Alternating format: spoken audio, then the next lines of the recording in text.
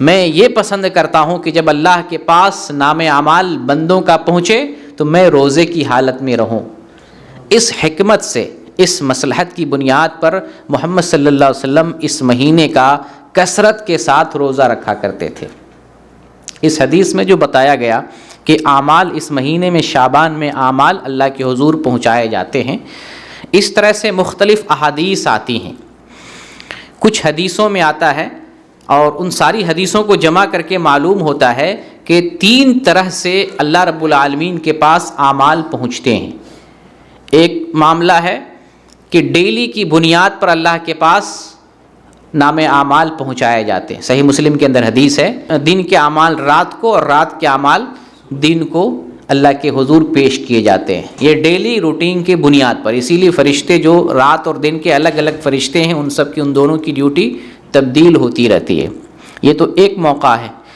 ایک موقع وہ ہے جب ہفتہ کے اعتبار سے اللہ کے پاس عمل پہنچایا جاتا ہے، ہفتہ واری طور پہ، اور وہ 2 دن ہیں، ایک ہے سوموار اور دوسرا ہے جمعرات۔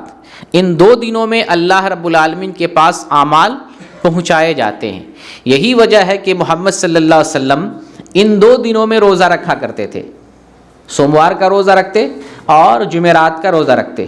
نبی کریم صلی اللہ علیہ وسلم سے جن کو محبت نہیں ہے وہ کیک کھاتے ہیں، ٹھیک ہے؟ جن کو محبت ہے یا جو نبی سے محبت کا دم بھرتے ہیں اور محبت کا اظہار کرنا چاہتے ہیں، انہیں چاہیے کہ جیسے رسول اللہ نے عمل کیا ہے اس پر عمل کریں۔ آپ صلی اللہ علیہ وسلم سوموار کا روزہ رکھتے اور سوموار کو پیدا ہوئے ہیں تو سوموار کا روزہ رکھا کرتے تھے، اس لیے کہ اعمال اللہ کے حضور پیش کیے جاتے ہیں، اور پھر جمعرات کا بھی روزہ رکھا کرتے تھے۔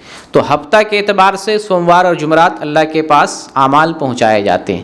ایک تیسرا موقع جو ہے اعمال اللہ کے پاس پہنچانے کا، وہ موقع ہے جو ہے شعبان کا، جو سال کے اعتبار سے اللہ کے پاس اعمال پہنچائے جاتے ہیں سالانہ طور پر، اور وہ شعبان کا مہینہ ہے۔ یہی وجہ ہے کہ محمد صلی اللہ علیہ وسلم اس مہینے میں کثرت کے ساتھ روزہ رکھا کرتے تھے۔